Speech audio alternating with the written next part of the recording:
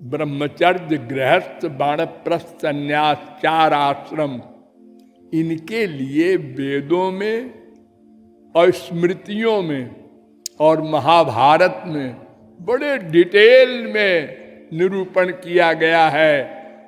ब्राह्मणों और ब्राह्मणों में ब्रह्मचारियों, तुमको ये करना चाहिए, ये नहीं करना चाहिए। तुम ब्रह्मचारी हो, हाँ, स्त्री का फोटो भी नहीं देखना, मूर्ति भी नहीं देखना। हाँ, होशियार। 25 साल हो गए, इधर आओ। हाँ गुरुजी, एक ब्याह कर लो एक लड़की से। अभी तक तो कह रहे थे कि फोटो नहीं देखना, अब कहते हैं ब्याह कर लो। ठीक है, आज्ञा पालन करना है गुरुजी का। ब्याह कर लिया, 2, 4, 6, 8, 10 बच्चे हुए। 50 साल बाद गुरुजी फिर आए। सुनो, ये कौन है सब तुम्हारे जो पीछे खड़े हैं, बैठे हैं? ये सब बच्चे हैं महाराज। बच्चे कुछ नहीं होते। तुम दोनों मियाँ बीवी जाओ जंगल, छोड़ दो सब काम धाम।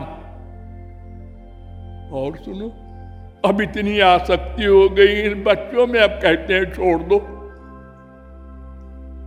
तो ब्याह काहे को कराया हमारा? अब चलो, अब छोड़ना पड़ेगा। और 25 साल बीते। ये कौन है तुम्हारी बीबी? बीबी से पूछा, ये कौन है? पति। ये सदा से बीबी और पति रहे तुम दोनों? नहीं, इसी जन्म में हुए। हर जन्म में अलग अलग बीबी पति बने ना। हाँ, तो चलो हटो, दोनों अलग अलग जाओ। और सुनो, अब बुढ़ापे में अलग अलग जाए 75 साल की उम्र में। लोग तो कहते हैं 75 साल की उम्र में बीबी संभालेगी पति को, और कहीं कहीं पति भी संभालता है बीबी को। अरे जिसकी हालत ज्यादा खराब हो गई उसको तो संभालना ही पड़ेगा। क्योंकि बच्चे सब अलग हो जाते हैं, कौन चक्कर में पड़े बूढ़े बूढ़ी के। हमारा ये जो स्त्री पति का आनंद है वो गड़बड़ हो जाता है। इनसे कह दो अपना अलग रहे, पैसे की जरूरत है हम दे देंगे, अपना भजन करें। हम लोग यही करते हैं ना। हाँ, तो ये वर्णाश्रम धर्म का पालन करो, ये लक्ष्य होना चाहिए। ये रामानंद ने कहा।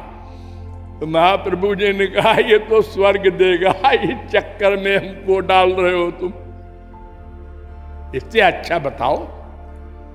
तो उन्होंने कहा, यत् करोषि यदश्नासि यज्जुहोषि ददासि यत् तपस्यसि कौन्तेय तत्कुरुष्व मदर्पणम्।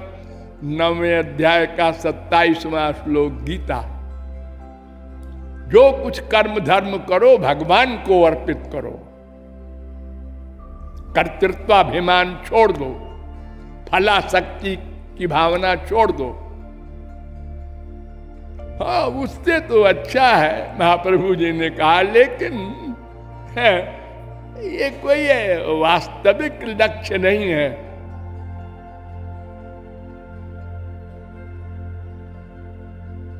स्वकर्मणा समभ्यर्च्य सिद्धिं विन्दति मानवः।